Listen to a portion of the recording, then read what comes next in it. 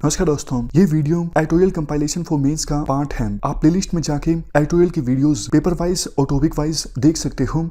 और अगर आप दिसंबर 2019 के बाद की वीडियोस को देखना चाहते हो तो वीडियो के नीचे मौजूद ज्वाइन बटन की सहायता से आप मेंबरशिप को ज्वाइन कर सकते हो। चलिए डिस्कशन स्टार्ट करते हैं।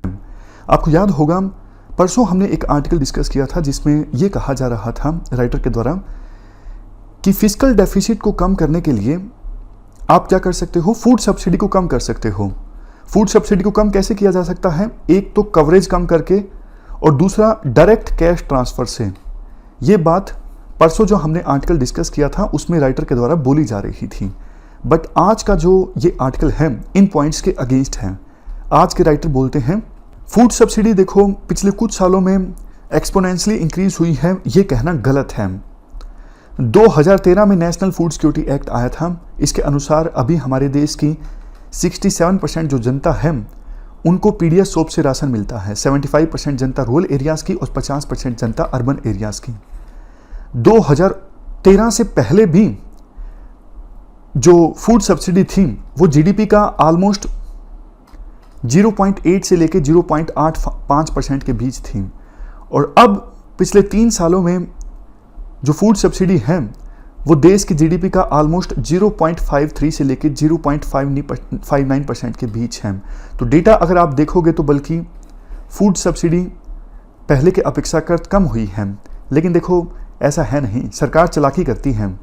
सरकार एफसीआई को बोल देती है कि आप लोन ले लीजिए नेशनल स्मॉल सेविंग फंड से। मतलब सरकार अपनी तरफ से पैसा नहीं देती, इनको बोल देती है कि आप यहाँ से लोन ले लीजिए। तो सरकार के अलावा भी अभी एफसीआई को कर चुकाना है 2.5 लाख करोड़ का। बट राइटर के अनुसार इसे भी हम मिला दें तो भी फूड सब्सिडी हमारी जीडीपी का बहुत कम परसेंटेज है, लेकिन इसका फायदा बहुत ज़्यादा होता है लोगों को। अभी तो वैसे भी इकोनॉमिक सिचुएशन काफ़ी ख़राब है, तो ज़्यादा लोगों को आवश्यकता है फूड सब्सिडी की। यूनिवर्सलाइज बल्कि सरकार को करना चाहिए। अभी देखो बहुत सारे लोग गरीबी रेखा के नीचे आ गए होंगे और पहले वो बेनिफिशियरी नहीं हुआ करते थे, बट अभी उनको आवश्यकता है। तो उनके लिए, ऐसे लोगों के लिए सरकार को कुछ ना कुछ करना चाहिए।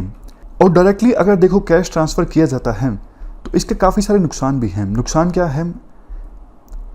देखो एक बार कुछ कैश ट्रांसफ़र करना स्टार्ट कर दिया, कल को ये भी तो हो सकता है अनाज के दाम एकदम से ज़्यादा बढ़ गए।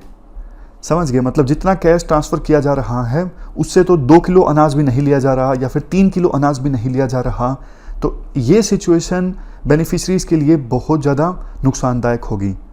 तो अनाज मिलता है डायरेक्टली, सही है। दूसरा फ़ायदा राइटर ये बोलते हैं बैंकों से ज़्यादा तो अभी पीडीएस सोप्स हैं। हालांकि जनधन योजना के बाद बहुत से लोगों के अभी बैंक खाते हैं, ऑलमोस्ट सबके। बट देखो वो बैंक खाते एक्टिव नहीं हैं, तो वहाँ से पैसा निकालने के लिए ट्रांजैक्शन कॉस्ट काफ़ी लगेगी।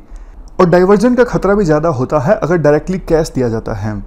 डाइवर्जन मतलब किसी फैमिली को कैश दिया जाता है, उसमें अल्कोहलिज्म के लिए पैसा इस्तेमाल कर लिया जाए, मैन के द्वारा शराब खरीदने के लिए या फिर किसी दूसरे काम के लिए पैसा यूटिलाइज कर लिया जाए, तो फिर अनाज के लिए पैसा नहीं बचेगा। तो डायरेक्टली अनाज दिया जाता है तो एटलीस्ट हंगर की जो प्रॉब्लम है वो तो ख़त्म हो जाती है। सेंट्रल गवर्नमेंट वैसे देखो स्टेट्स को काफ़ी समय से पुश कर रही है, आप डायरेक्टली कैश दीजिए। चंडीगढ़, दमन एंड दीव, पुडुचेरी, यहाँ पर डायरेक्टली कैश दिया भी गया, लेकिन पुडुचेरी में लोकल लोगों ने प्रोटेस्ट किया तो कुछ महीनों के लिए वहाँ पे फिर से अनाज देना स्टार्ट कर दिया गया। तो ये हमने पूरा आर्टिकल डिस्कस किया। इस डिस्कशन में फिलहाल इतना ही है। Thank you very much for discussion.